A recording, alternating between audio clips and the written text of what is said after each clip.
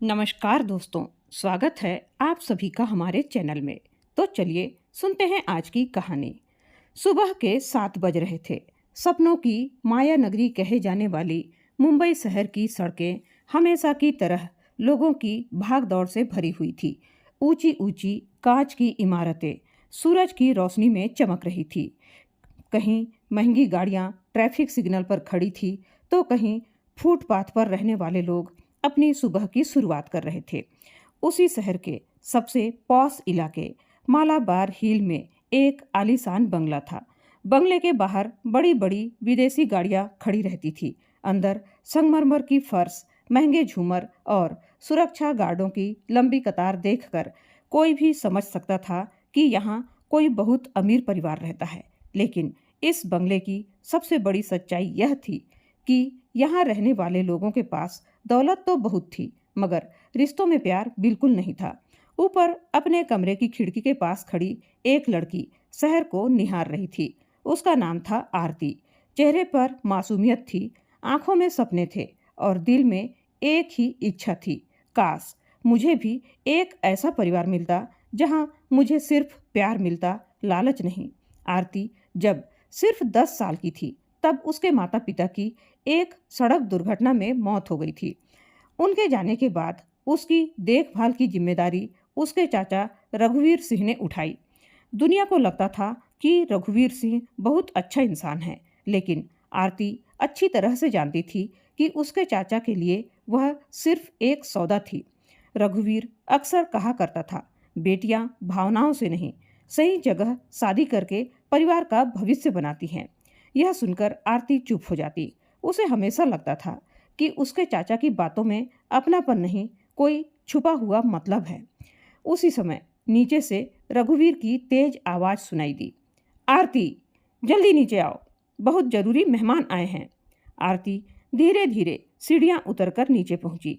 Drawing room में शहर के सबसे बड़े उद्योगपति धर्मपाल सिंघानिया अपने बेटे विक्रम सिंघानिया के साथ बैठे थे। विक्रम महंगे सूट में था, हाथ में लाखों की घड़ी, उंगलियों में हीरे की अंगूठियां और चेहरे पर घमंड साफ दिखाई देता था। जैसे ही उसकी नज़र आरती पर पड़ी, वह मुस्कुराया, लेकिन उस मुस्कान में सम्मान नहीं, अधिकार था। धर्मपाल ने कहा, बेटी, हमने तुम्हें अपनी बहू बनाने का फैसला किया है। रघुवीर तुरंत बोला, ये हमारे लिए सम्मान की बात है। आरती कुछ बोलना चाहती थी, लेकिन उसकी आवाज़ उसके होठों तक आकर रुक गई। बैठक खत्म होने के बाद वह अपने कमरे में चली गई। उसी समय उसकी सबसे अच्छी दोस्त नेहा का फ़ोन आया। क्या हुआ? तेरी आवाज़ इतनी बुझी हुई क्यों लग रही है? आरती ने सारी बात उसे बता दी। कुछ पल के लिए दूसरी तरफ सन्नाटा छा गया। फिर नेहा बोली, आरती, तू जानती भी है कि विक्रम कैसा लड़का है? क्या मतलब? मतलब पूरा शहर जानता है कि वह शराब, जुआ और लड़कियों का आदी है। पिछले महीने उसने एक होटल में इतना हंगामा किया था कि मामला पुलिस तक पहुंच गया था। आरती के हाथ पैर कांपने लगे। लेकिन चाचा ऐसा क्यों करेंगे? नेहा की आवाज़ भारी हो गई, क्योंकि उन्हें तेरी खुशी नहीं, सिंघानिया परिवार की दौलत चाहिए। फोन कट गया। आरती देर तक खिड़की के पास बैठी रही। नीचे लॉन में उसका चाचा मेहमानों को विदा करते हुए मुस्कुरा रहा था, लेकिन उसी मुस्कान के पीछे लालच साफ दिखाई दे रहा था। रात को रघुवीर अपने कमरे में किसी से फोन पर बातें कर रहा था। उसे पता नहीं था कि दरवाजे के बाहर खड़ी आरती सब सुन रही है। रघुवीर धीमी आवाज में बोला, शादी हो जाने दो। फिर धीरे धीरे धर्मपाल की तबीयत भी खराब रहने लगी है। सारी संपत्ति एक दिन विक्रम के नाम आएगी और विक्रम को मैं अपने इशारों पर नचाऊंगा। आखिर फायदा तो मुझे ही होना है। फोन कट गया। आरती की आंखों से आंसू बहने लगे। आज पहली बार उसे यकीन हो गया था, वह अपने ही घर में कैद थी। उसी रात शहर के दूसरे छोर पर एक फटे पुराने कपड़ों में भिखारी सड़क किनारे बैठा था। उसके सामने लोग आते, कोई 2 रुपए डालता, कोई बिना देखे आगे बढ़ जाता और कुछ लोग उसे अपमानित करके हंसते हुए निकल जाते। लेकिन किसी को नहीं पता था कि वह हर गुजरते इंसान को बहुत ध्यान से देख रहा है। वह सिर्फ भीख नहीं मांग रहा था, वह इंसानों के चेहरे पढ़ रहा था। उसकी आंखों में एक अजीब सी गहराई थी, उसने आसमान की ओर देखा और धीरे से कहा, हे भगवान, क्या इस शहर में अभी भी कोई ऐसा इंसान बचा है जो दौलत नहीं इंसानियत से प्यार करता हो। उसी समय दूर सड़क पर तेज रफ्तार से आती एक काली लग्जरी कार अचानक रुकी। कार से उतरा एक व्यक्ति सीधे उस भिखारी के पास गया। वह झुककर धीमी आवाज में बोला, सर, बोर्ड ऑफ डायरेक्टर्स आपकी वापसी का इंतजार कर रहा है। भिखारी ने बिना उसकी तरफ देखे कहा, अभी नहीं, मेरा इम्तिहान अभी पूरा नहीं हुआ है। वह व्यक्ति चुपचाप वापस कार में बैठ गया। कुछ ही सेकंड में कार वहां से चली गई। सड़क पर खड़े लोगों को लगा कि शायद कोई पागल आदमी था, लेकिन किसी को अंदाजा भी नहीं था कि जिस भिखारी के सामने लोग सिक्के फेंक रहे थे वह वास्तव में अरबों की संपत्ति का मालिक था और उसकी मुलाकात बहुत जल्द ही आरती से होने वाली थी। एक ऐसी मुलाकात जो 3 जिंदगियां बदलने वाली थी। उस रात आरती की आंखों से नींद कोसों दूर थी। कमरे की खिड़की से बाहर मुंबई की चमचमाती रोशनियां दिखाई दे रही थी। पूरा शहर जाग रहा था, लेकिन आरती को लग रहा था जैसे उसकी जिंदगी अंधेरे में डूब चुकी हो। वह बार बार अपने चाचा रघुवीर की बातें याद कर रही थी। शादी हो जाने दो, फिर सारी संपत्ति पर हमारा कब्जा हो जाएगा। ये शब्द उसके कानों में हथौड़े की तरह गूंज रहे थे। वह बिस्तर पर बैठ गई और अपने माता पिता की तस्वीर को सीने से लगा लिया। माँ, अगर आप होती तो मुझे इस नरक में कभी नहीं धकेलती। उसकी आंखों से आंसू टपकने लगे। उसी समय दरवाजा खुला। रघुवीर अंदर आया। उसके चेहरे पर बनावटी मुस्कान थी। बेटी, क्यों रो रही हो? आरती ने आंसू पोंछ लिए। कुछ नहीं चाचा जी। रघुवीर उसके सिर पर हाथ फेरते हुए बोला, हर लड़की को एक दिन अपने घर से जाना ही पड़ता है। तू बहुत भाग्यशाली है कि तेरी शादी शहर के सबसे अमीर घराने में हो रही है। आरती ने हिम्मत करके पूछा, अगर लड़का अच्छा न हो तो? रघुवीर का चेहरा एक पल में बदल गया। उसकी आंखों की नरमी गायब हो गई। अच्छा बुरा कुछ नहीं होता, पैसा सब कुछ ठीक कर देता है। इतना कहकर वह बाहर चला गया। आरती समझ चुकी थी उसके लिए वह सिर्फ एक सौदे की चीज थी। दूसरी ओर उधर विक्रम सिंघानिया अपने दोस्तों के साथ एक 5 सितारा होटल में शराब की पार्टी कर रहा था। तेज संगीत बज रहा था। टेबल पर शराब की महंगी बोतलें रखी थी। एक दोस्त हंसते हुए बोला, यार, शादी के बाद तो तू सुधर जाएगा ना? विक्रम जोर से हंसा। मैं सुधर जाऊं? उसने शराब का गिलास मेज पर पटका। शादी सिर्फ पापा को खुश करने के लिए कर रहा हूं।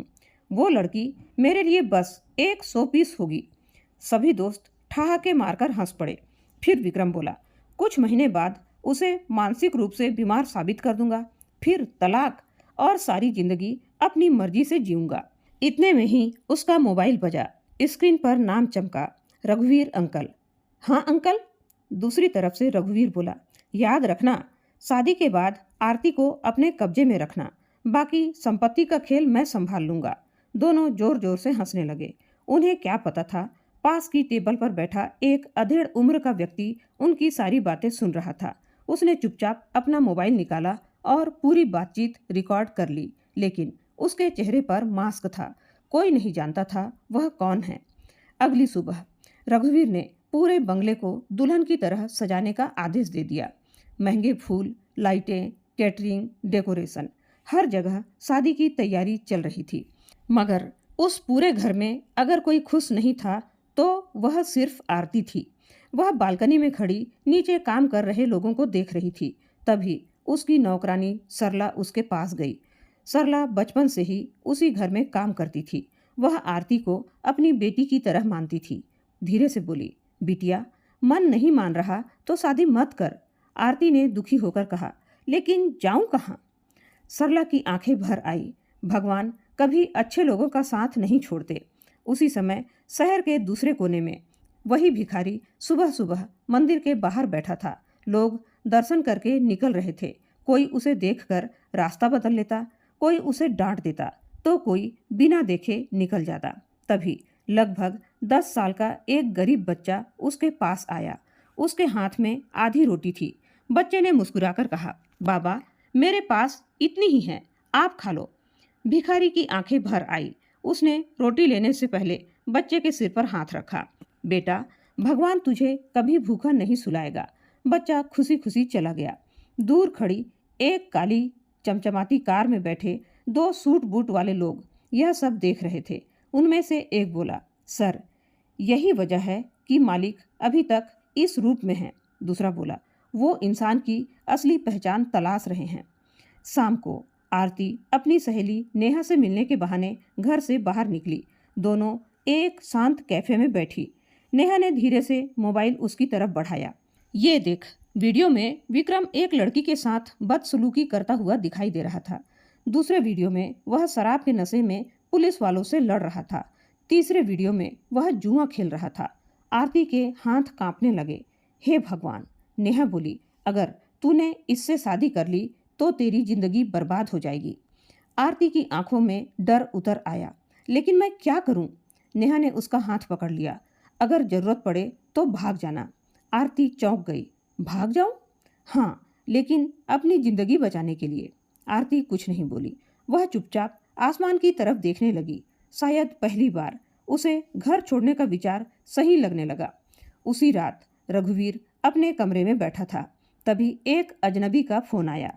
रघुवीर, लालच इंसान को अंधा बना देता है।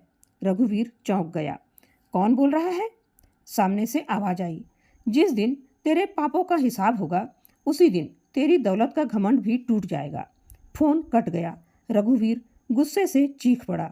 पता लगाओ कौन था वो।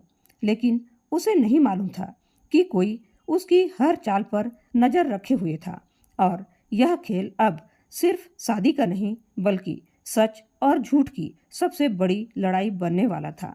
पूरे सिंघानिया हाउस और रघुवीर के बंगले में शादी की तैयारियां अपने चरम पर थी। चारों तरफ रोशनी ही रोशनी थी। महंगे फूलों की खुशबू पूरे घर में फैली हुई थी। बाहर मीडिया की गाड़ियां खड़ी थी क्योंकि यह शादी शहर के दो बड़े अमीर परिवारों के बीच होने जा रही थी। लेकिन जिस लड़की की शादी थी उसके चेहरे पर मुस्कान का नामो निशान नहीं था। आरती अपने कमरे में दुल्हन का लाल जोड़ा सामने रखे बैठी थी। वह बार बार खुद से एक ही सवाल पूछ रही थी, क्या सच में मेरी किस्मत यहीं खत्म हो जाएगी? तभी दरवाजे पर दस्तक हुई। सरला अंदर आई। उसकी आंखें भी नम थी। बिटिया, नीचे मेहंदी की रस्म शुरू होने वाली है। आरती चुप रही। सरला उसके पास बैठ गई। तुम्हारी माँ होती तो आज तुम्हें ऐसे कभी नहीं रोने देती। बस इतना सुनना था कि आरती फूट फूट कर रो पड़ी। सरला ने उसे सीने से लगा लिया। मत रो बेटी, भगवान देर करता है अंधेर नहीं। उसी शाम विक्रम अपने दोस्तों के साथ अपने फार्म हाउस पर बैचलर पार्टी कर रहा था। महंगी शराब, तेज संगीत और नशे में डूबे लोग। विक्रम ने एक लड़की का हाथ पकड़ लिया। लड़की ने विरोध किया। विक्रम हंसने लगा। कल मेरी शादी है, आज मुझे कोई नहीं रोक सकता। तभी उसका दोस्त बोला, अगर तेरी होने वाली पत्नी को यह सब पता चल गया तो? विक्रम ने सिगरेट जलाते हुए कहा, उसे पता चलेगा ही नहीं, और अगर पता चल भी गया तो उसका मुंह बंद कर दूंगा। सब फिर से हंसने लगे। उन्हें नहीं पता था फार्म हाउस की दीवार के बाहर खड़ी एक लड़की उनकी बातें सुन रही थी। वह कोई और नहीं बल्कि आरती थी। असल में वह मंदिर से लौटते समय विक्रम की गाड़ी का पीछा करते करते यहाँ तक आ गई थी। उसने अपनी आंखों से सब देख लिया। उसका दिल पूरी तरह से टूट चुका था। वह बिना आवाज किए वहां से भाग गई। रात के 10 बजे आरती अपने कमरे में बैठी थी। अब उसके मन में कोई दुविधा नहीं थी। अगर वह इस घर में रुकी तो उसकी जिंदगी खत्म हो जाएगी। उसने एक छोटा सा बैग निकाला। उसमें अपनी माँ की तस्वीर, कुछ कपड़े और थोड़े से पैसे रखे। फिर उसने भगवान की मूर्ति के सामने हाथ जोड़ लिए। अगर मैं गलत हूँ तो मुझे रोक लेना, लेकिन अगर मैं सही हूँ तो मेरा रास्ता आसान कर देना। उसने धीरे से खिड़की खोली। नीचे बगीचा था। दिल जोर जोर से धड़क रहा था। वह पाइप के सहारे नीचे उतरी। बारिश शुरू हो चुकी थी। आसमान में बिजली चमक रही थी, जैसे प्रकृति भी उसकी परीक्षा ले रही हो। उसी समय बंगले के अंदर रघुवीर ने आरती के कमरे में झांका। कमरा खाली था। उसके हाथ से मोबाइल गिर गया। आरती, आरती, वह जोर से चिल्लाया। पूरा घर दौड़ पड़ा। वो भाग गई है। कुछ ही मिनटों में 4 काली गाड़ी बंगले के बाहर निकल चुकी थी। रघुवीर ने अपने आदमियों से कहा, सुबह होने से पहले लड़की मिल जानी चाहिए, चाहे कुछ भी करना पड़े। दूसरी तरफ विक्रम को भी खबर मिल चुकी थी। वह गुस्से से चीखा, अगर वह मुझे नहीं मिली तो मैं पूरे शहर में से उसे ढूंढ निकालूंगा। आधी रात को बारिश लगातार हो रही थी। भीगी हुई सड़कों पर भागती हुई आरती की सांसें तेज हो चुकी थी। उसके पीछे रघुवीर के गुंडों की गाड़ियां घूम रही थी। वह एक सुनसान गली में मुड़ी, तभी सामने से दो शराबी लड़के आ गए। अरे, इतनी रात को अकेली लड़की! दोनों उसकी तरफ बढ़ने लगे। आरती डर गई, वह पीछे हटने लगी। अचानक अंधेरे से एक आवाज आई, लड़की को जाने दो। दोनों ने मुड़कर देखा। फटे कपड़ों में एक भिखारी हाथ में लकड़ी का डंडा लिए खड़ा था। एक लड़का हंस पड़ा, अरे, भिखारी हमें रोकेगा? उसने भिखारी को धक्का दिया, लेकिन अगले ही पल भिखारी ने इतनी तेजी से उसका हाथ मोड़ा कि वह दर्द से चीख उठा। दूसरे ने हमला किया। भिखारी ने बिना घबराए उसे भी जमीन पर गिरा दिया। दोनों जान बचाकर भाग गए। आरती हैरान रह गई। उसने सोचा, एक साधारण भिखारी इतनी फुर्ती से लड़ कैसे सकता है? भिखारी ने शांत स्वर में पूछा, बेटी, इतनी रात को कहाँ जा रही हो? आरती की आंखों से आंसू निकल पड़े। मुझे नहीं पता। घर? अब वह मेरा घर नहीं रहा। भिखारी ने कुछ भी नहीं पूछा, बस अपनी पुरानी चादर उतारकर उसके कंधों पर रख दी। भीग जाओगी। आरती ने पहली बार महसूस किया कि एक अनजान इंसान ने उससे वह अपनापन दिखाया था जो उसे अपने घर में कभी नहीं मिला। तभी दूर से गाड़ियों की हेडलाइट दिखाई दी। भिखारी ने तुरंत समझ लिया, क्या ये लोग तुम्हें ढूंढ रहे हैं? आरती घबराकर बोली, हाँ, अगर उन्होंने मुझे पकड़ लिया तो मेरी जिंदगी खत्म हो जाएगी। भिखारी ने एक पल उसकी आंखों में देखा। उसे वहां झूठ नहीं, सिर्फ डर दिखाई दिया। उसने कहा, मेरे साथ चलो। दोनों बारिश में तेजी से एक पुरानी झुग्गी बस्ती की तरफ बढ़ गए। उधर गाड़ियां उसी गली में पहुंच चुकी थी। रघुवीर के आदमी चारों तरफ टॉर्च मारकर तलाश करने लगे, लेकिन तब तक आरती और वह रहस्यमयी भिखारी अंधेरी गलियों में कहीं गुम हो चुके थे। उन्हें बिल्कुल भी अंदाजा नहीं था कि आज की यह मुलाकात एक दिन पूरे शहर की सबसे बड़ी खबर बनने वाली थी। तेज बारिश अभी भी रुकने का नाम नहीं ले रही थी। मुंबई की सड़कों पर पानी भर चुका था। रात के करीब 2 बज रहे थे। हर तरफ सन्नाटा पसरा था, लेकिन एक लड़की की धड़कनें अभी भी तेज चल रही थी। आरती भीगे हुए कपड़ों में उस रहस्यमयी भिखारी के पीछे पीछे चल रही थी। वह बार बार पीछे मुड़कर देखती, कहीं रघुवीर के आदमी उनका पीछा तो नहीं कर रहे। करीब 20 मिनट तक तंग गलियों से गुजरने के बाद दोनों एक पुरानी झुग्गी बस्ती में पहुंचे। वहां छोटे छोटे टीन के घर थे। कहीं छत से पानी टपक रहा था, कहीं बच्चे अपनी माँ से लिपटकर सो रहे थे। भिखारी एक टूटी हुई झोपड़ी के सामने रुका। उसने लकड़ी का दरवाजा खोला और मुस्कुराकर बोला, बेटी, घर छोटा है, लेकिन यहाँ किसी की नजर नहीं पहुंचेगी। आरती ने झोपड़ी के अंदर कदम रखा। कमरे में एक पुरानी चारपाई, मिट्टी का चूल्हा, भगवान की छोटी सी तस्वीर और कुछ किताबें रखी थी। आरती चौंक गई। उसने सोचा, एक भिखारी के घर में इतनी सारी किताबें? उसने एक किताब उठाई। वह अंग्रेजी में लिखी बिजनेस मैनेजमेंट की किताब थी। आरती ने हैरानी से पूछा, बाबा, आप ये पढ़ते हैं? भिखारी मुस्कुरा दिया, किताबें कभी किसी की दुश्मन नहीं होती बेटी। इंसान चाहे गरीब हो या अमीर, सीखना कभी नहीं छोड़ना चाहिए। आरती को उसका जवाब अजीब लगा। उसकी बातें किसी पढ़े लिखे आदमी जैसी थी। भिखारी ने चूल्हे पर पानी गर्म किया। एक पुराने डिब्बे से चाय पत्ती और शक्कर निकाली। फिर 2 मिट्टी के कुल्हड़ों में चाय डालकर एक कुल्हड़ आरती की ओर बढ़ा दिया। लो, शरीर गर्म हो जाएगा। आरती ने कांपते हाथों से चाय ली। शायद उसने पहली बार इतनी सुकून वाली चाय पी थी। कुछ देर बाद भिखारी ने एक कपड़े की पोटली खोली। उसमें सिर्फ 3 सूखी रोटियां थी। उसने 2 रोटियां आरती की प्लेट में रख दी। अपने लिए सिर्फ आधी रोटी रखी। आरती बोली, नहीं बाबा, आप भी खाइए। वह हंस पड़ा। जिसके घर मेहमान आए वहां पहले मेहमान खाते हैं। आरती की आंखें भर आई। जिस घर में करोड़ों का खाना बनता था, वहां उसे कभी इतना सम्मान नहीं मिला था। सुबह होने ही वाली थी। अचानक झोपड़ी के बाहर किसी बच्चे के रोने की आवाज आई। भिखारी तुरंत बाहर निकल गया। आरती भी पीछे पीछे गई। सामने 7-8 साल का एक लड़का बैठा रो रहा था। उसकी माँ बीमार थी और घर में खाने को कुछ नहीं था। भिखारी बिना एक पल सोचे अपनी बची हुई आधी रोटी भी उस बच्चे को दे आया।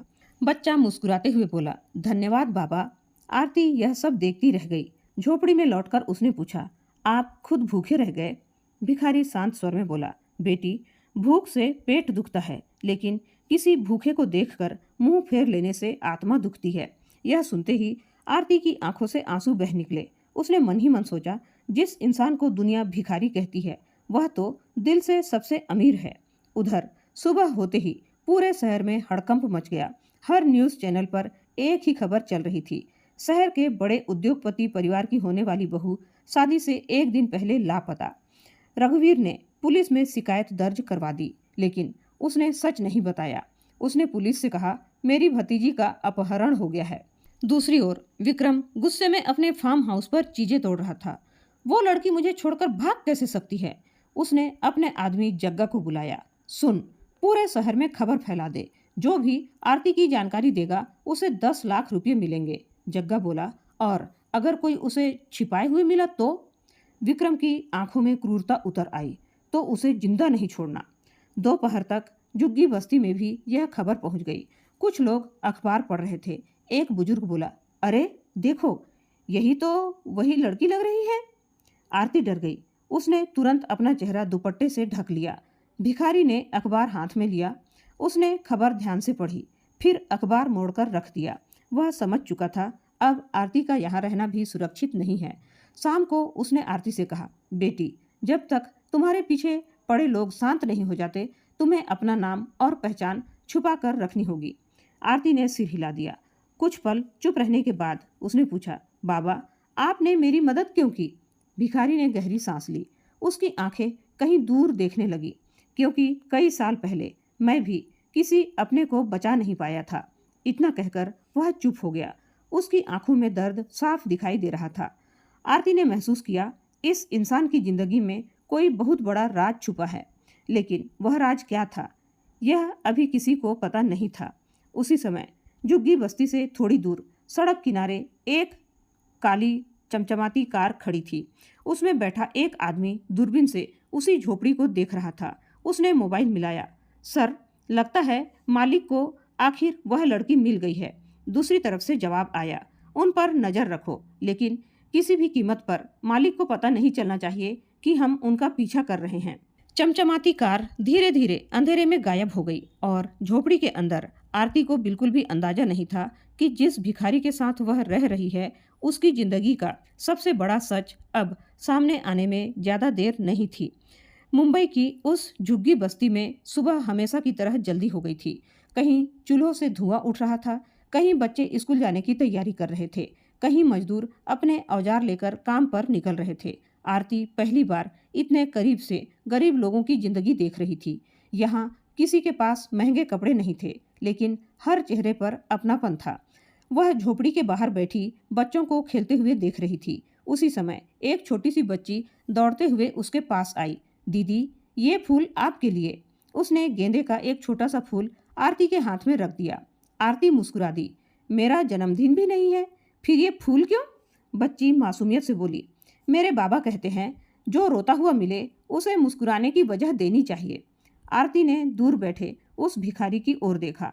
वह बच्चों के साथ बैठकर मिट्टी पर कुछ लिख रहा था। वह भीख नहीं मांग रहा था, वह बच्चों को पढ़ा रहा था। कोई अक्षर सीख रहा था, कोई गिनती, कोई अपना नाम लिखना। आरती के मन में फिर वही सवाल उठा, आखिर ये आदमी है कौन? थोड़ी देर बाद एक बुजुर्ग महिला तेज सांसें लेते हुए वहां पहुंची। बाबा, मेरी दवा खत्म हो गई है। भिखारी तुरंत उठा। उसने अपनी पुरानी थैली खोली। उसमें कुछ सिक्के और मुड़े हुए नोट थे। उसने बिना गिने उस महिला के हाथ में रख दिए। महिला बोली, लेकिन फिर आप क्या खाएंगे? भिखारी मुस्कुराया। भगवान ने चाहा तो आज भी कोई रोटी दे देगा।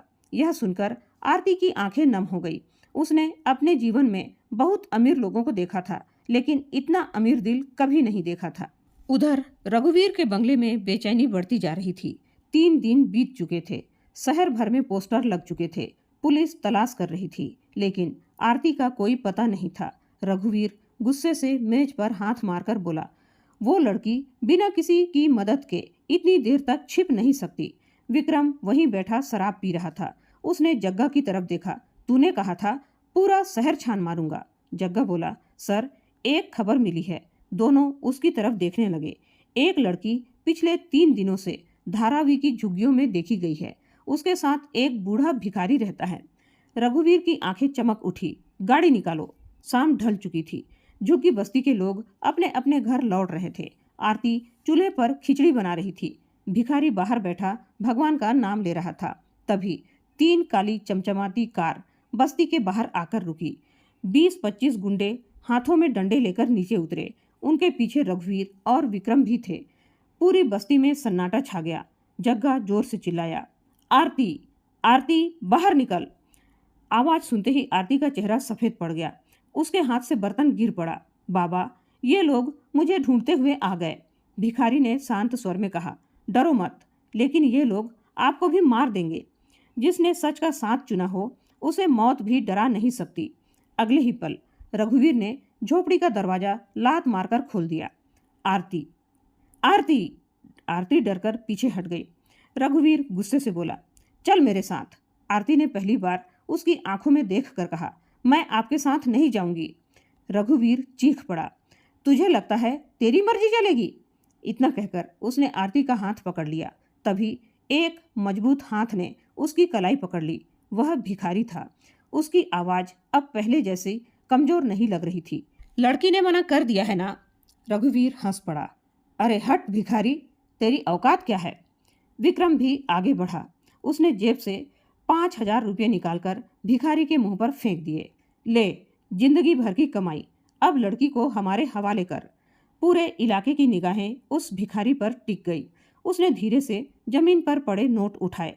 सबको लगा कि शायद वह लालच में आ गया, लेकिन अगले ही पल उसने वे सारे नोट पास खड़े एक अपाहिज भिखारी के कटोरे में डाल दिए।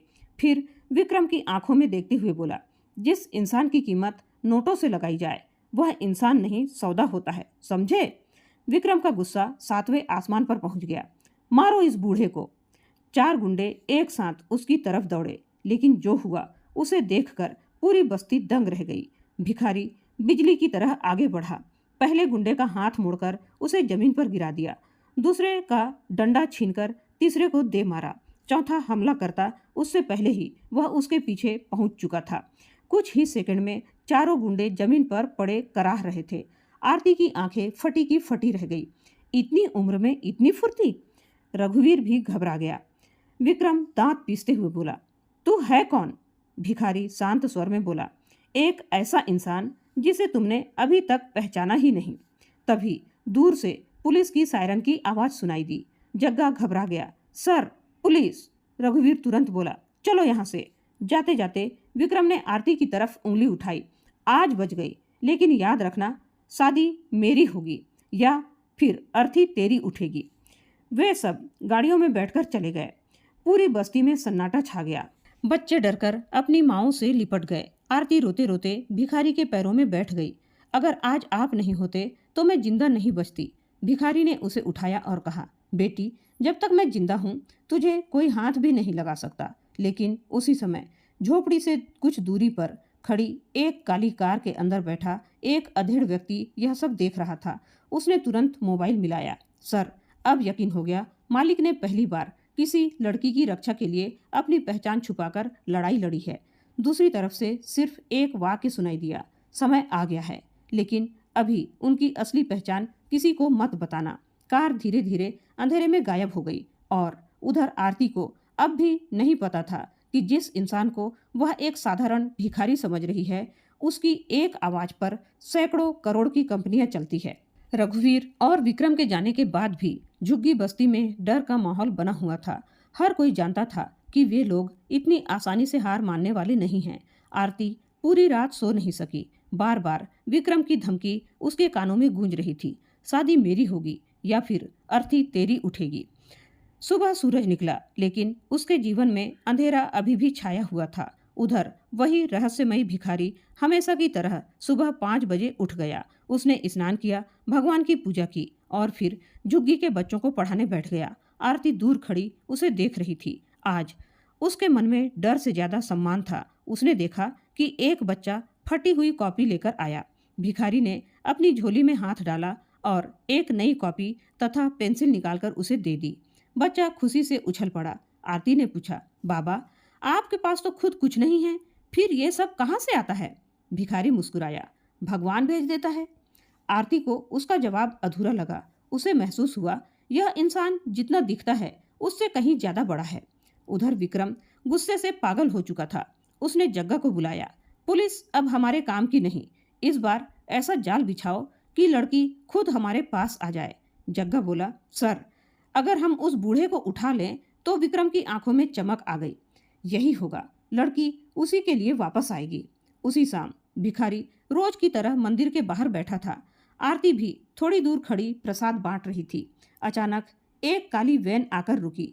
4 आदमी बिजली की तरह तेजी से उतरे। उन्होंने भिखारी को पकड़ने की कोशिश की, लेकिन वह एक झटके में उनकी पकड़ से निकल गया। इतने में पीछे से किसी ने उसके सिर पर लोहे की रॉड मार दी। भिखारी लड़खड़ा गया। आरती चीख उठी, बाबा! गुंडे उसे वैन में डालने ही वाले थे कि झुग्गी बस्ती के लोग दौड़ पड़े। महिलाएं, बच्चे, बुजुर्ग सब ने मिलकर पत्थर फेंकने शुरू कर दिए। स्थिति बिगड़ती देखकर गुंडे भाग गए। भिखारी घायल होकर सड़क पर गिर पड़ा। उसके माथे से खून बह रहा था। आरती उसके पास घुटनों के बल बैठ गई। उसकी आंखों से आंसू रुक ही नहीं रहे थे। बाबा, आंखें खोलिए। भिखारी ने धीमे से आंखें खोली। कमजोर आवाज में बोला, मैं ठीक हूँ, रो मत बेटी। लेकिन वह बेहोश हो गया था। रात में झुग्गी के लोगों ने मिलकर उसका इलाज कराया। एक बुजुर्ग डॉक्टर ने पट्टी बांधते हुए कहा, अब इनकी जान को खतरा है। आरती घबरा गई। क्या मतलब? डॉक्टर बोले, जो लोग इन्हें मारना चाहते हैं वे दोबारा भी जरूर आएंगे। अगले दिन आरती मंदिर में भगवान के सामने बैठी रो रही थी। तभी मंदिर के वृद्ध पुजारी उसके पास आए। उन्होंने सारी बात सुनने के बाद गंभीर स्वर में कहा, बेटी, तुम्हें पता है वे लोग तुम्हें क्यों नहीं छोड़ रहे? क्यों बाबा? क्योंकि कानून की नज़र में तुम अब भी अविवाहित हो। वे जब चाहें तुम्हें जबरन ले जा सकते हैं। आरती के चेहरे का रंग उड़ गया। तो मैं क्या करूं? पुजारी कुछ पल चुप रहे, फिर बोले, अगर तुम्हारी शादी हो जाए तो कोई तुम्हें जबरदस्ती नहीं ले जा सकता। आरती चौंक गई, लेकिन मैं किससे शादी करूं?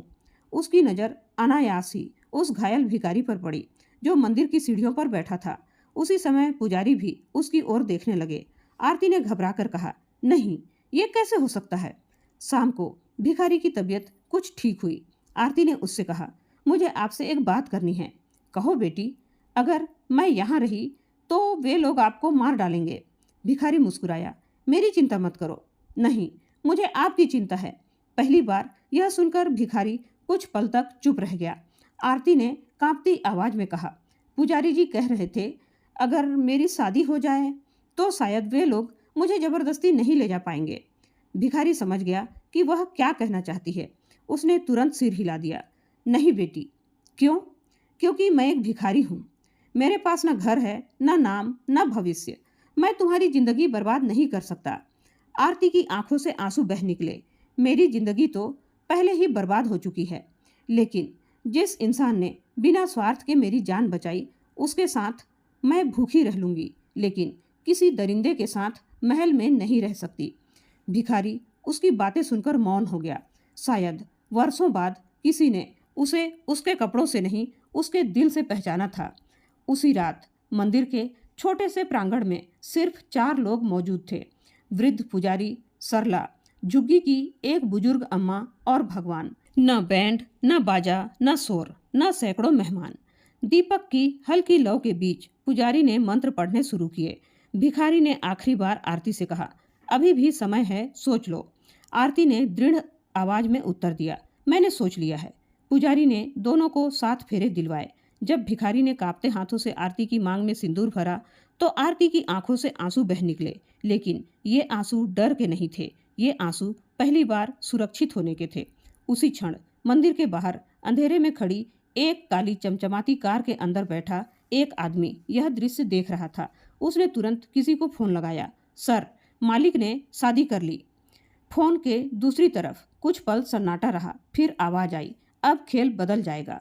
उस आदमी ने मंदिर की ओर देखा और धीमे से कहा, अब दुनिया उस भिखारी को नहीं, एक तूफान को देखेगी।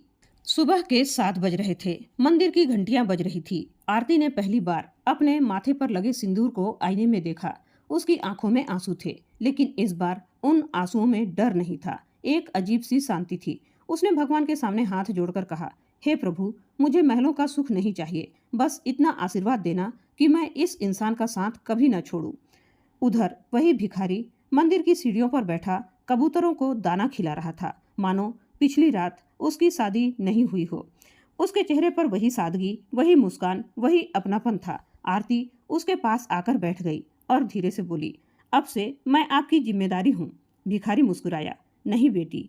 फिर तुरंत खुद को सुधारा, नहीं, अब तुम मेरी पत्नी हो, लेकिन याद रखना, पति पत्नी एक दूसरे की जिम्मेदारी नहीं, एक दूसरे का सहारा होते हैं। आरती की आंखें भर आई। उसी समय शहर के सबसे बड़े न्यूज चैनल पर ब्रेकिंग न्यूज चल रही थी। उद्योगपति परिवार की होने वाली बहू ने एक भिखारी से मंदिर में शादी कर ली। कुछ ही मिनटों में यह खबर सोशल मीडिया पर वायरल हो गई। हर जगह सिर्फ एक ही चर्चा थी, क्या सच में करोड़ों की दुल्हन एक भिखारी की पत्नी बन गई? उधर रघुवीर के बंगले में टीवी की आवाज गूंज रही थी। जैसे ही उसने यह खबर देखी, उसके हाथ से चाय का कप गिर गया। नहीं, ये नहीं हो सकता। विक्रम ने टीवी पर शादी की तस्वीर देखी। उसकी आंखों में खून उतर आया। उस भिखारी की इतनी हिम्मत! उसने गुस्से में टीवी तोड़ दिया, फिर जगह की तरफ मुड़कर बोला, आज उस बूढ़े की आखिरी सुबह होगी। दोपहर में रघुवीर, विक्रम और उनके 20 से ज्यादा गुंडे मंदिर पहुंच गए। मंदिर में पूजा कर रहे लोग डर कर एक तरफ हट गए। आरती ने जैसे ही उन्हें देखा, उसका चेहरा पीला पड़ गया। विक्रम जोर से हंसा, वाह, करोड़ों की लड़की और पति देखो, एक भिखारी। उसके साथ आए गुंडे भी ठहाके लगाने लगे। रघुवीर ने गुस्से में कहा, आरती, अभी भी मेरे साथ चल, मैं इस शादी को नहीं मानता। आरती ने शांत लेकिन दृढ़ स्वर में कहा, यह शादी भगवान के सामने हुई है, इसे कोई नहीं तोड़ सकता। रघुवीर चीख पड़ा, भगवान? एक भिखारी भी अब मेरा मुकाबला करेगा? विक्रम ने जेब से 50,000 रुपये की गड्डी निकाली। वह भिखारी के पैरों के पास नोट फेंकते हुए बोला, ले, इतने पैसे तूने जिंदगी में कभी नहीं देखे होंगे। आरती को छोड़ दे। पूरा मंदिर चुप था। सबकी नजर उस भिखारी पर थी। वह धीरे धीरे नीचे झुका, नोट उठाए, कुछ पल उन्हें देखता रहा, फिर मंदिर के बाहर बैठे गरीबों के बीच जाकर पूरी गड्डी बांट दी। एक बूढ़ी औरत रोते हुए बोली, बेटा, भगवान तुझे खुश रखे। भिखारी मुस्कुराया, ये पैसे मेरे नहीं थे, इसलिए इन्हें वहीं पहुंचा दिया जहां इनकी जरूरत थी। मंदिर में खड़े लोग उसकी तरफ सम्मान से देखने लगे। यह देखकर विक्रम बौखला गया। उसने भिखारी का कॉलर पकड़ लिया। बहुत बड़ा संत बनता है? आरती चिल्लाई, उन्हें छोड़ दो। विक्रम ने उसे धक्का दे दिया। आरती मंदिर की सीढ़ियों पर गिर पड़ी। उसके माथे से खून बहने लगा। भिखारी ने जैसे ही यह देखा, पहली बार उसके चेहरे की शांति गायब हो गई। उसकी आंखों में ऐसा गुस्सा था जैसा किसी ने पहले कभी नहीं देखा था। उसने विक्रम का हाथ इतनी मजबूती से पकड़ा कि विक्रम दर्द से चीख उठा, आह, छोड़! भिखारी की आवाज गूंज उठी, जिस हाथ ने मेरी पत्नी पर हाथ उठाया है, उसे दोबारा किसी औरत की तरफ उठने नहीं दूंगा। उसने एक झटके में विक्रम को पीछे धकेल दिया। विक्रम कई फीट दूर पीछे जाकर गिरा। मंदिर में खड़े लोग हैरान रह गए। तभी जग्गा ने इशारा किया। 10 गुंडे लोहे की रॉड लेकर भिखारी की तरफ दौड़े, लेकिन उसी क्षण मंदिर के बाहर अचानक 4 काले कपड़ों में लोग आकर खड़े हो गए। उनके चेहरे पर मास्क था। उन्होंने बिना कुछ बोले गुंडों का रास्ता रोक लिया। जग्गा चिल्लाया, ये कौन है? उनमें से एक ने सिर्फ इतना कहा, जहां मालिक होंगे वहां उनकी सुरक्षा भी होगी। भिखारी ने तुरंत उनकी तरफ देखा।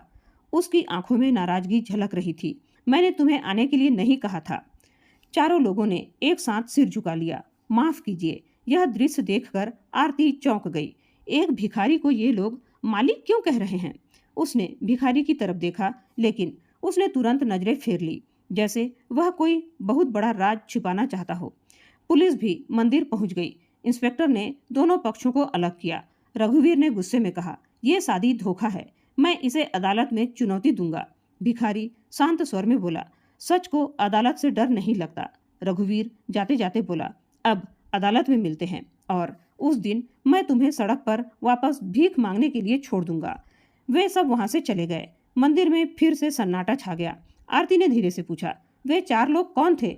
भिखारी कुछ पल चुप रहा, फिर मुस्कुराकर बोला, कभी कभी भगवान भी अपने तरीके से मदद भेज देते हैं। लेकिन आरती को पहली बार महसूस हुआ यह जवाब पूरा सच नहीं था। उसने मन ही मन ठान लिया, एक दिन मैं इनके जीवन का हर राज जानकर रहूंगी। उसे नहीं मालूम था वह दिन अब बहुत दूर नहीं था। मंदिर वाली घटना को 3 दिन बीत चुके थे। रघुवीर ने अदालत में शादी को अवैध घोषित करने की याचिका दायर कर दी थी। विक्रम ने मीडिया के सामने झूठा बयान दिया। उस भिखारी ने आरती का ब्रेन वॉश कर दिया है। वह लड़की अपनी मर्जी से नहीं, मजबूरी में उसके साथ रह रही है। न्यूज चैनलों पर बहस शुरू हो गई। कोई आरती को गलत बता रहा था, कोई उसे बहादुर लड़की कह रहा था। लेकिन इन सब बातों से दूर झुग्गी की उस छोटी सी झोपड़ी में आरती अपने नए जीवन को अपनाने की कोशिश कर रही थी। सुबह आरती ने देखा कि उसके पति हमेशा की तरह बहुत जल्दी उठ गए थे। उन्होंने चुपचाप भगवान की पूजा की, फिर झुग्गी के बच्चों को पढ़ाने चले गए। आरती झोपड़ी साफ करने लगी। सफाई करते करते उसकी नज़र चारपाई के नीचे रखे एक पुराने लोहे के बक्से पर पड़ी। बक्सा बहुत पुराना था, उस पर मोटी धूल जमी हुई थी। आरती ने सोचा शायद इसमें पुराने कपड़े होंगे। उसने धीरे से बक्सा खोला, लेकिन अंदर जो था उसे देखकर वह हैरान रह गई। वहाँ कुछ पुरानी डायरियां रखी थी, एक चमड़े का पुराना बटुआ, कुछ तस्वीरें और एक महंगी विदेशी घड़ी। आरती ने तस्वीर उठाई। तस्वीर में लगभग 40 साल का एक स्मार्ट और प्रभावशाली आदमी खड़ा था। उसने महंगा सूट पहना था। उसके पीछे बड़ी बड़ी फैक्ट्रियों की इमारतें दिखाई दे रही थी। आरती की सांसें रुक गई। वह चेहरा बिल्कुल उसके पति जैसा था, बस फर्क इतना था कि तस्वीर वाले आदमी की दाढ़ी नहीं थी। इतने में उसकी नज़र एक डायरी पर पड़ी। पहला पन्ना खुला, ऊपर लिखा था मेरी जिंदगी की सच्चाई। आरती पढ़ने लगी। अगर कभी यह डायरी किसी ऐसे इंसान के हाथ लगे जो मुझे समझना चाहता हो तो जान लेना मैंने गरीबी नहीं चुनी, मैंने इंसानों को पहचानने का रास्ता चुना है। आरती की धड़कन तेज हो गई। वह आगे पढ़ना चाहती थी, तभी पीछे से आवाज आई, आरती। वह घबराकर मुड़ी। उसके पति दरवाजे पर खड़े थे। उनकी आंखें डायरी पर टिक गई। कुछ पल के लिए दोनों के बीच सन्नाटा छा गया। आरती घबरा गई। माफ कीजिए, मैं सफाई करते करते। उन्होंने मुस्कुराने की कोशिश की, कोई बात नहीं। लेकिन उनकी आंखों में दर्द साफ दिखाई दे रहा था। उन्होंने धीरे से डायरी उठाई और वापस बक्से में रख दी। फिर बोले, हर इंसान की जिंदगी में कुछ ऐसे पन्ने होते हैं जिन्हें पढ़ने का सही समय आने तक बंद ही रहने देना चाहिए। आरती ने पहली बार महसूस किया यह आदमी अपने अंदर बहुत बड़ा दुख छिपाकर जी रहा है। उस रात दोनों झोपड़ी के बाहर बैठे थे। हल्की हल्की बारिश हो रही थी। आरती ने धीरे से पूछा, क्या मैं एक सवाल पूछ सकती हूँ? पूछो। क्या आप हमेशा से ऐसे ही थे? उन्होंने आसमान की ओर देखा।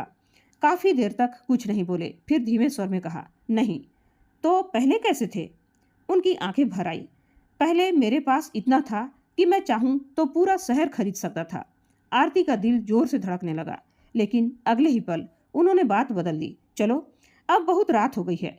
वो उठकर अंदर चले गए। आरती उन्हें जाते हुए देखती रह गई।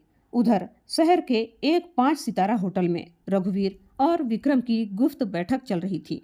रघुवीर बोला, अदालत में अगर लड़की सच बोल गई तो हम हार जाएंगे। विक्रम हंस पड़ा, वह सच बोलेगी ही नहीं। क्यों? विक्रम ने सिगरेट का धुआं छोड़ते हुए बोला, क्योंकि उससे पहले उस भिखारी पर चोरी का इल्जाम लग जाएगा। रघुवीर चौंक गया। क्या मतलब?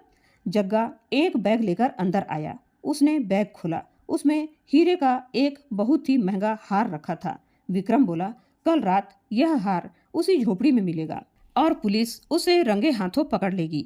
तीनों जोर से हंसने लगे। अगले दिन सुबह सुबह 2 नकाबपोश आदमी चुपचाप झुग्गी में घुसे। उन्होंने खिड़की से वह हीरो का हार झोपड़ी के अंदर फेंक दिया। उन्हें लगा किसी ने उन्हें नहीं देखा, लेकिन सामने वाली झोपड़ी की छत पर बैठा एक 10 साल का बच्चा सब देख रहा था। वह दौड़ता हुआ नीचे उतरा, लेकिन तब तक वे दोनों बाइक पर बैठकर भाग चुके थे। बच्चा घबराया हुआ झोपड़ी की ओर भागा। उसे नहीं पता था कि अगले कुछ घंटों में इस छोटे से हार की वजह से पूरी कहानी एक नए तूफान में बदलने वाली है। सुबह के करीब 8 बजे थे। झुग्गी बस्ती में रोज की तरह चहल पहल शुरू हो चुकी थी। आरती चूल्हे पर चाय बना रही थी। उसके पति बाहर बैठकर बच्चों को पढ़ा रहे थे। अचानक दूर से पुलिस की कई गाड़ियों की आवाज सुनाई दी। कुछ ही पलों में पूरी बस्ती पुलिस से घिर गई। बच्चे डरकर अपनी माओं के पीछे छुप गए। इंस्पेक्टर शर्मा तेज कदमों से आगे बढ़े। कौन है मोहन? भिखारी शांत भाव से उठ खड़ा हुआ। मैं हूँ। हमें तुम्हारी झोपड़ी की तलाशी लेनी है। आरती घबरा गई। लेकिन क्यों साहब? इंस्पेक्टर ने एक कागज दिखाया। शहर के मशहूर जौहरी सुरेश मेहता के शोरूम से करोड़ों का हीरो का हार चोरी हुआ है। सूचना मिली है कि वह यहीं छिपाया गया है। पुरानी बस्ती में फुसफुसाहट शुरू हो गई। बाबा चोरी कर सकते हैं? नहीं, ये मुमकिन नहीं है। लेकिन पुलिस बिना कुछ सुने झोपड़ी में घुस गई। आरती और मोहन बाहर खड़े रहे। कुछ मिनट बाद एक सिपाही चिल्लाया, सर, मिल गया। उसके हाथ में वही चमचमाता हीरो का हार था। आरती के पैरों तले जमीन खिसक गई। ये कैसे आया? इंस्पेक्टर ने सख्त आवाज में कहा। मोहन, तुम्हें चोरी के आरोप में गिरफ्तार किया जाता है। उन्होंने हथकड़ी आगे बढ़ाई। पूरी बस्ती सन्न रह गई। आरती दौड़कर इंस्पेक्टर के सामने आ गई। नहीं साहब, ये चोरी नहीं कर सकते। सबूत हमारे सामने हैं। ये किसी की साजिश है। इंस्पेक्टर बोले, ये बात अदालत में कहना। उन्होंने मोहन के हाथों में हथकड़ी डाल दी, लेकिन मोहन के चेहरे पर न डर था न घबराहट। वह सिर्फ मुस्कुरा रहा था। आरती रोते हुए बोली, आप कुछ बोलते क्यों नहीं? मोहन ने शांत स्वर में कहा, जब सच साथ हो तो चीखने की जरूरत नहीं पड़ती। उधर रघुवीर और विक्रम अपने बंगले में टीवी पर यह सब खबर देख रहे थे। न्यूज एंकर चिल्ला चिल्लाकर कह रहा था, जिस भिखारी से अरबों की होने वाली बहू ने शादी की, वह निकला करोड़ों के हीरो का चोर। विक्रम जोर जोर से हंसने लगा। अब देखता हूँ वह अदालत में कैसे बचता है। रघुवीर ने राहत की सांस ली। अब आरती खुद उससे नफरत करने लगेगी। लेकिन उन्हें नहीं पता था कि उनकी साजिश का एक गवाह मौजूद था। वही 10 साल का बच्चा जिसने पिछली रात 2 नकाबपोश लोगों को झोपड़ी की खिड़की से कुछ फेंकते देखा था। उसका नाम था चिंटू। चिंटू डर गया था। उसे समझ में नहीं आ रहा था कि क्या करे। तभी उसकी माँ बोली, बेटा, अगर सच जानते हो तो उसे छुपाना मत। भगवान सब देखता है। चिंटू ने हिम्मत जुटाई। वह सीधे थाने की ओर भागा। थाने में मोहन एक कुर्सी पर शांत बैठा था। एक सिपाही गुस्से से बोला, इतनी बड़ी चोरी करके भी शर्म नहीं आती? मोहन मुस्कुराया, जिसने चोरी नहीं की उसे शर्म कैसी? सिपाही झुंझला गया, बहुत चालाक बन रहा है। तभी इंस्पेक्टर शर्मा अंदर आए। उन्होंने सबको बाहर जाने का इशारा किया। कमरे में सिर्फ वे और मोहन रह गए। कुछ पल तक दोनों एक दूसरे को देखते रहे। फिर इंस्पेक्टर धीमे से बोले, तुम्हारी आंखें कहती है कि तुम चोर नहीं हो। मोहन मुस्कुराया, आंखें अक्सर सच बोलती है साहब, लेकिन अदालत सबूत देखती है। इंस्पेक्टर पहली बार उलझन में पड़ गए। उसी समय थाने के बाहर एक छोटी सी आवाज सुनाई दी, साहब। इंस्पेक्टर बाहर आए। सामने चिंटू खड़ा था। उसके हाथ कांप रहे थे। क्या हुआ बेटा? चिंटू बोला, कल रात 2 लोग बाबा की झोपड़ी में आए थे। इंस्पेक्टर चौंक गए। तुमने उन्हें देखा था?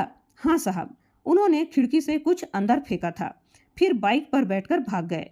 उनका चेहरा देखा? नहीं, उन्होंने मास्क पहन रखा था। लेकिन क्या? उनकी बाइक का नंबर मैंने कॉपी में लिख लिया था। इंस्पेक्टर की आंखें फैल गई। क्या? चिंटू ने अपनी पुरानी स्कूल कॉपी आगे बढ़ा दी। उस कॉपी पर उस गाड़ी का नंबर लिखा था जिस गाड़ी से वे नकाबपोश आए थे। इंस्पेक्टर शर्मा ने तुरंत नंबर अपने मोबाइल में नोट किया। उनकी अनुभवी आंखें बता रही थी, यह मामला साधारण चोरी का नहीं है। उधर जग्गा ने दूर खड़े होकर यह सब देख लिया। उसके चेहरे का रंग उड़ गया। वह तुरंत विक्रम को फोन लगाकर बोला, सर, गड़बड़ी हो गई। क्या हुआ? एक बच्चा सब कुछ देख चुका है। फोन के दूसरी तरफ कुछ पल सन्नाटा छा गया। फिर विक्रम की ठंडी आवाज आई, अगर वह बच्चा अदालत तक पहुंच गया तो हमारा खेल खत्म हो जाएगा। जग्गा ने पूछा, अब क्या करें? विक्रम की आंखों में हैवानियत उतर आई। गवाही देने से पहले उसकी आवाज हमेशा के लिए बंद कर दो। फोन कट गया। उधर चिंटू अपनी कॉपी सीने से लगाए घर लौट रहा था। उसे बिल्कुल भी अंदाजा नहीं था कि अब उसकी जान खतरे में है। और दूसरी तरफ मोहन पहली बार जेल की सलाखों के पीछे बैठा था, लेकिन उसके चेहरे पर अब भी वही रहस्यमयी मुस्कान थी, मानो उसे पहले से ही पता हो कि तूफान जितना बड़ा होगा, सच उतनी ही जोर से सामने आएगा। जेल की मोटी सलाखों के पीछे मोहन बिल्कुल शांत बैठा था। उसके चेहरे पर न कोई डर था न कोई घबराहट, मानो वह जेल में नहीं बल्कि किसी मंदिर में ध्यान लगा रहा हो। उधर आरती की हालत रो रो कर बुरी हो चुकी थी। वह थाने से लेकर वकीलों के दफ्तर तक भटक रही थी, लेकिन हर जगह एक ही जवाब मिलता, सबूत उसके खिलाफ है। आरती ने हार नहीं मानी। उसने मन ही मन कसम खाई, चाहे पूरी दुनिया उनके खिलाफ ही क्यों ना हो जाए, मैं उनका साथ कभी नहीं छोड़ूंगी। दूसरी तरफ चिंटू अपने घर के बाहर बैठा स्कूल का बैग तैयार कर रहा था। उसकी माँ रसोई में खाना बना रही थी। तभी एक काली चमचमाती कार धीरे धीरे गली में आकर रुकी। उसमें से जग्गा और उसके 3 आदमी उतरे। जग्गा ने मुस्कुराते हुए कहा, बेटा चल, तुझे चॉकलेट दिलाते हैं। चिंटू पीछे हट गया। मुझे नहीं चाहिए। जग्गा की मुस्कान गायब हो गई। उसने इशारा किया। 2 गुंडे चिंटू की तरफ बढ़े। उसी समय झुग्गी की एक बुजुर्ग अम्मा ने यह सब देख लिया। वह जोर से चिल्लाई, बचाओ, बच्चा उठाकर ले जा रहे हैं। पूरी बस्ती में हड़कंप मच गया। लोग डंडे और पत्थर लेकर दौड़ पड़े। स्थिति बिगड़ती देखकर गुंडे भाग निकले, लेकिन जाते जाते जग्गा ने चिंटू की तरफ देखकर कहा, अगर अदालत गया तो तेरी माँ जिंदा नहीं बचेगी। चिंटू डर के मारे कांपने लगा। उधर आरती चिंटू के घर पहुंची। उसने बच्चे को सीने से लगा लिया। डर मत बेटा, सच बोलने वालों की रक्षा भगवान करते हैं। चिंटू रो पड़ा, दीदी मुझे अपनी जान की नहीं, माँ की चिंता है। आरती की आंखें भर आई। उसे पहली बार समझ में आया कि सच बोलना कितना कठिन होता है। उसी शाम जेल में मुलाकात का समय था। आरती मोहन से मिलने आई। दोनों के बीच लोहे की जाली थी। आरती की आंखों से आंसू लगातार बह रहे थे। मुझे माफ़ कर दीजिए, अगर मैं आपकी ज़िंदगी में नहीं आती तो आपको यह सब कुछ नहीं सहना पड़ता। मोहन हल्का सा मुस्कुराया। आरती, जीवन में कुछ रिश्ते भगवान खुद बनाता है, उन्हें कोई गलती मत समझो। आरती बोली, लेकिन मैं आपको कैसे बचाऊं? मोहन ने पहली बार उसकी आंखों में देखकर कहा, जब तक सच जिंदा है मुझे कोई नहीं हरा सकता। इतना कहकर उसने जेब से एक पुराना सा सिक्का निकाला। जेलर चौंक गया। ये सिक्का अंदर कैसे आया? मोहन मुस्कुराया। ये मेरे पिता की निशानी है। उसने सिक्का आरती के हाथ में रखते हुए कहा, अगर कभी तुम्हें लगे कि सारी उम्मीद खत्म हो गई है तो इस सिक्के के पीछे लिखा नंबर मिलाना। आरती ने सिक्का पलटकर देखा। उस पर सिर्फ 5 अंक खुदे थे। वह कुछ समझ नहीं पाई। उसी रात जेल के अधीक्षक के कार्यालय में फोन बजा। हेलो। दूसरी तरफ से एक गंभीर आवाज आई, कैदी नंबर 307, कैसा है? अधीक्षक ने कहा, वो बिल्कुल शांत है। आवाज फिर बोली, याद रखिए उसे किसी तरह की तकलीफ नहीं होनी चाहिए। अधीक्षक ने पूछा, लेकिन आप कौन हैं? कुछ पल सन्नाटा रहा, फिर जवाब आया, जिस दिन उसका नाम जान जाएंगे उस दिन आपको समझ में आ जाएगा कि आपने किसे जेल में रखा है। फोन कट गया। अधीक्षक कुछ देर तक रिसीवर को देखता रह गया। अगले दिन अदालत में पहली सुनवाई थी। बाहर मीडिया का जमावड़ा लगा था। कैमरों की फ्लैश लाइट लगातार चमक रही थी। मोहन को हथकड़ियों में अदालत लाया गया। लोग उसे देखकर तरह तरह की बातें करने लगे। यही है वो चोर, यही है जिसने करोड़ों की लड़की को फंसाया। लेकिन मोहन किसी की तरफ नहीं देख रहा था। उसकी नज़र सिर्फ आरती पर थी। आरती ने मुस्कुराने की कोशिश की। मोहन ने हल्का सा सिर हिलाकर उसे हिम्मत दी। तभी अदालत के बाहर एक के बाद एक 5 काली लग्जरी गाड़ियां आकर रुकी। उनसे महंगे सूट पहने कुछ लोग उतरे। उनके साथ निजी सुरक्षा कर्मी भी थे। मीडिया उनकी तरफ दौड़ पड़ा। एक पत्रकार ने पूछा, सर आप लोग यहाँ क्यों आए हैं? उनमें से सबसे बुजुर्ग व्यक्ति ने सिर्फ इतना कहा, हम एक पुराने दोस्त का हाल जानने आए हैं। पत्रकार ने पूछा, कौन दोस्त? उन्होंने मुस्कुराकर जवाब दिया, अभी समय नहीं आया है। यह कहकर वे लोग अदालत के अंदर चले गए। आरती ने उन लोगों को देखा।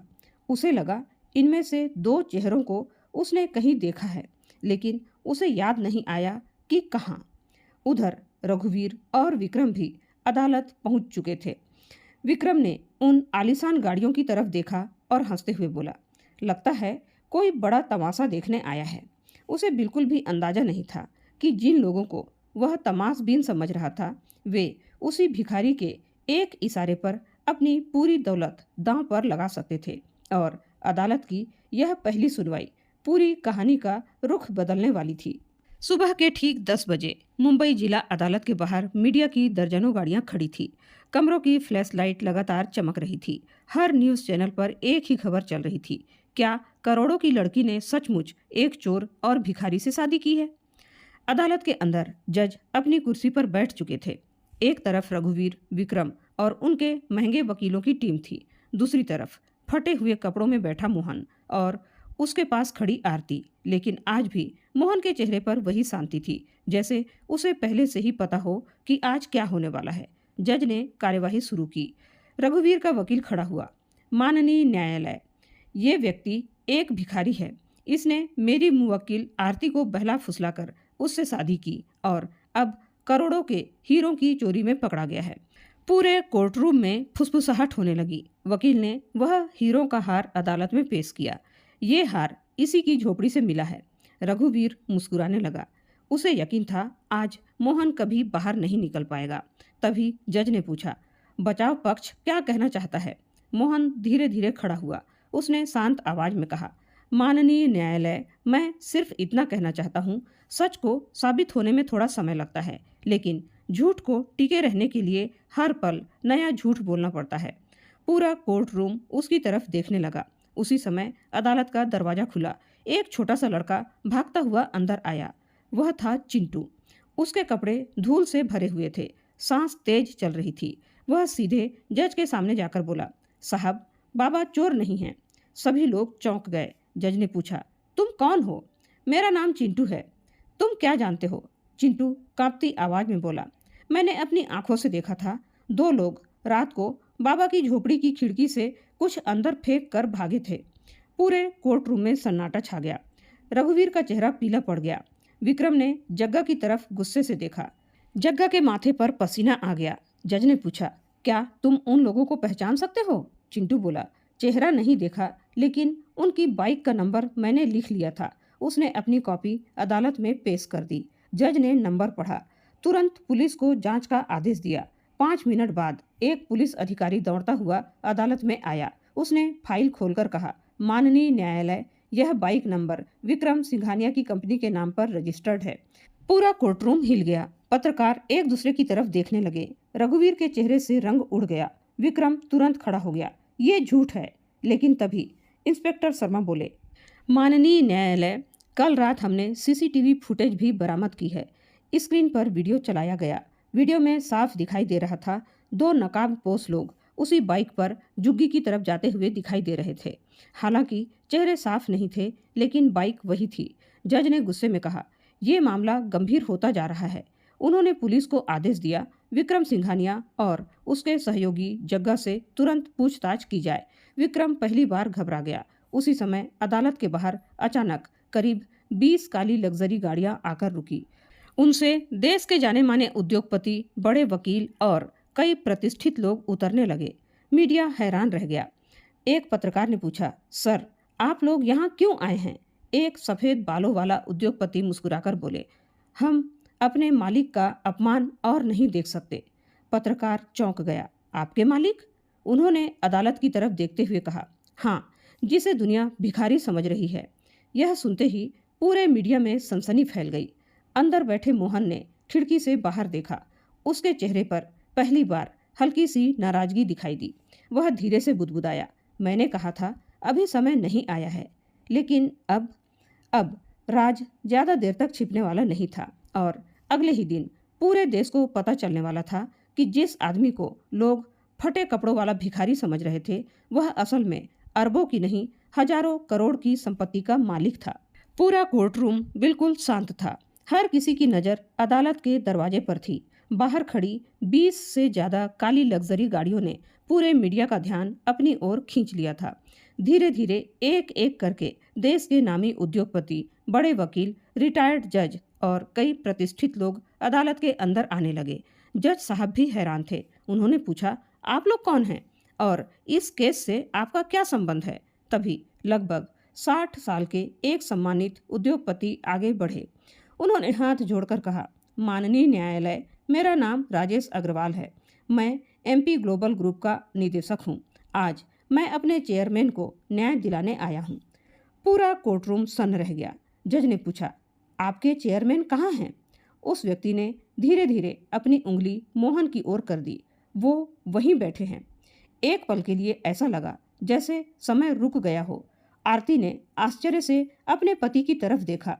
रघुवीर की आंखें फैल गई। विक्रम के हाथ से पानी का गिलास गिर पड़ा। पत्रकारों के कैमरे एक साथ मोहन की ओर घूम गए। जज ने गंभीर स्वर में पूछा, क्या ये सच है? मोहन कुछ क्षण तक मौन रहे। फिर उन्होंने धीरे धीरे अपने चेहरे पर लगी नकली सफ़ेद दाढ़ी उतारी, पुराना चश्मा उतारा और सिर से पुरानी टोपी भी हटा दी। कुछ ही सेकंड में पूरा चेहरा बदल चुका था। फटे हुए कपड़ों के पीछे छिपा एक प्रभावशाली व्यक्तित्व सबके सामने खड़ा था। आरती की आंखों से आंसू बह निकले। वह बुदबुदाई, ये कैसे हो सकता है? राजेश अग्रवाल ने अदालत में एक फाइल पेश की। उसमें कंपनी के दस्तावेज, शेयर होल्डिंग्स, रिकॉर्ड, पासपोर्ट और पहचान पत्र मौजूद थे। उन्होंने कहा, माननीय न्यायालय, ये हैं Shri Mohan Pratap Singh, MP global group के संस्थापक और चेयरमैन। इनके समूह की कंपनियां देश विदेश में काम करती है। हजारों कर्मचारी इनके साथ जुड़े हैं। पूरे कोर्ट रूम में फुसफुसाहट गूंज उठी। रघुवीर अविश्वास से चिल्लाया, नहीं, ये झूठ है। मोहन ने पहली बार उसकी ओर देखा। उनकी आवाज शांत थी, लेकिन शब्द तलवार की तरह थे। झूठ तुमने बोला था रघुवीर, मैंने नहीं। जज ने पूछा, अगर आप इतने बड़े उद्योगपति हैं तो भिखारी बनकर क्यों रह रहे थे? पूरा कोर्टरूम उस जवाब का इंतजार करने लगा। मोहन ने गहरी सांस ली, फिर बोले, आज से 5 साल पहले मेरी पत्नी और मेरा इकलौता बेटा एक सड़क दुर्घटना में मारे गए थे। कोर्ट में सन्नाटा छा गया। उनकी आवाज भर्रा गई। उनकी चिता की आग भी ठंडी नहीं हुई थी और मेरे अपने रिश्तेदार मेरी संपत्ति बांटने की योजना बनाने लगे थे। उन्होंने कुछ पल आंखें बंद की। उस दिन मुझे समझ में आ गया था कि लोग मुझसे नहीं, मेरी दौलत से प्यार करते थे। आरती की आंखों से आंसू लगातार बह रहे थे। मोहन ने आगे कहा, मैंने कंपनी अपने भरोसेमंद निदेशकों को सौंप दी और खुद एक भिखारी बन गया। मैंने फुटपाथ पर सोया, मंदिरों के बाहर भीख मांगी, भूखा रहा, ताकि जान सकूं कि बिना दौलत के मुझे कौन इंसान समझता है। 5 साल में हजारों लोग मिले, लेकिन ज्यादातर ने मुझे ठुकरा दिया। फिर उन्होंने आरती की ओर देखा। उनकी आंखों में पहली बार मुस्कान थी। लेकिन एक दिन एक लड़की मिली जो खुद मुसीबत में थी। फिर भी उसने मेरे फटे कपड़ों के पीछे इंसान देखा। आरती ने रोते हुए सिर झुका लिया। मोहन बोला, उसने मेरे साथ रहने का फैसला किया, बिना ये जाने कि मेरे पास क्या है क्या नहीं। उस दिन मुझे यकीन हो गया कि दुनिया में इंसानियत अभी भी जिंदा है। कोर्ट रूम भावुक हो गया। कई लोगों की आंखें नम थी। उसी समय इंस्पेक्टर शर्मा तेजी से अदालत के अंदर आए। उनके हाथ में एक नई रिपोर्ट थी। माननीय न्यायालय, जांच पूरी हो चुकी है। उन्होंने कहा, हीरो का हार मोहन जी ने नहीं चुराया था, उसे जग्गा ने उनके घर में रखवाया था। सीसीटीवी, मोबाइल के लोकेशन और एक आरोपी के बयान से यह साबित हो गया है। कोर्ट रूम में हलचल मच गई। विक्रम के चेहरे से पसीना टपकने लगा। इंस्पेक्टर ने आगे कहा, पूछताछ में जग्गा ने यह भी कबूल किया है कि ये पूरी साजिश विक्रम सिंघानिया और रघुवीर सिंह के कहने पर रची गई थी। इतना सुनते ही रघुवीर के पैरों तले जमीन खिसक गई। विक्रम कुर्सी पर बैठ गया। उसके चेहरे का घमंड गायब हो चुका था। रघुवीर रोते हुए मोहन के पैरों में गिर पड़ा। मुझे माफ कर दीजिए, मैं लालच में अंधा हो गया था। विक्रम भी हाथ जोड़कर खड़ा हो गया। मुझसे गलती हो गई। मोहन ने दोनों को शांत नजरों से देखा, फिर बोले, गलती वह होती है जो अनजाने में हो। तुम दोनों ने तो किसी की जिंदगी बर्बाद करने की योजना बनाई थी। तुम्हें मेरी नहीं, कानून की अदालत माफ करेगी या नहीं, ये वही तय करेगी। जज ने हथौड़ा बजाया। अदालत विक्रम सिंघानिया, रघुवीर सिंह और जग्गा को न्यायिक हिरासत में भेजने का आदेश देती है। पुलिस तीनों को हथकड़ी लगाकर ले जाने लगी। जाते जाते रघुवीर ने एक बार पीछे मुड़कर आरती की ओर देखा, लेकिन इस बार आरती की आंखों में डर नहीं था, सिर्फ आत्मसम्मान था। उसने अपने पति का हाथ थाम लिया और पहली बार मोहन प्रताप सिंह ने भी उसका हाथ मजबूती से पकड़ लिया। उन्हें अब किसी से कुछ छिपाना नहीं था। अदालत का फैसला सुनते ही पूरे कोर्ट रूम में तालियों की गड़गड़ाहट गूंज उठी। जिस व्यक्ति को लोग कुछ घंटे पहले तक एक साधारण भिखारी समझ रहे थे, आज वही इंसान सबके सम्मान का केंद्र बन चुका था। पत्रकार लगातार उसकी तस्वीरें ले रहे थे, लेकिन मोहन ने किसी कैमरे की ओर नहीं देखा। वह सीधा आरती के सामने गया और धीरे से बोला, चलो तुम्हें अपने घर ले चलता हूँ। आरती मुस्कुराई। उसे लगा अब वह किसी महल में जाएगी। शायद ऊंची ऊंची इमारतें, महंगी गाड़ियां, सैकड़ों नौकर, यही सब उसका इंतजार कर रहे होंगे। लेकिन मोहन की कार शहर की आलीशान सड़कों की तरफ नहीं मुड़ी। वह वापस उसी झुग्गी बस्ती की ओर चल पड़ी जहाँ से उनकी नई जिंदगी शुरू हुई थी। आरती ने हैरानी से पूछा, हम यहाँ क्यों आए हैं? मोहन मुस्कुराया, क्योंकि यही मेरा असली घर है। कार रुकते ही पूरी बस्ती के लोग दौड़कर बाहर आए। बच्चे खुशी से चिल्लाने लगे, बाबा आ गए, बाबा आ गए। एक बुजुर्ग अम्मा रोते हुए उनके गले लग गई, बेटा हमें पता नहीं था कि तू इतना बड़ा आदमी है। मोहन ने उनके पैर छुए और कहा, अम्मा अगर मैं बड़ा हूँ तो आपकी दुआओं से हूँ, दौलत से नहीं। यह सुनकर पूरी बस्ती की आंखें भर आई। मोहन ने एक छोटी सी चौकी पर खड़े होकर सबको संबोधित किया, आज मैं आप सबसे एक वादा करना चाहता हूँ। सभी लोग चुप हो गए। जहाँ ये झुग्गी हैं वहीं अगले 1 साल में एक बड़ा स्कूल बनेगा। तालियां गूंज उठी। यहीं एक अस्पताल बनेगा जहां गरीबों का इलाज बिल्कुल मुफ्त होगा। लोग खुशी से रोने लगे और इस बस्ती का कोई भी बच्चा अब गरीबी की वजह से पढ़ाई नहीं छोड़ेगा। उसकी पूरी जिम्मेदारी मेरी होगी। चिंटू दौड़कर मोहन से लिपट गया, बाबा अब मैं भी बड़ा आदमी बनूंगा। मोहन मुस्कुराए, नहीं बेटा, बड़ा आदमी नहीं, अच्छा इंसान बनना। बड़े आदमी तो बहुत हैं, अच्छे इंसान बहुत कम होते हैं। कुछ दिनों बाद मोहन पहली बार आरती को अपने असली घर लेकर गया। वह कोई साधारण बंगला नहीं था, वह एक विशाल हवेली थी। सैकड़ों कर्मचारी लाइन में खड़े थे।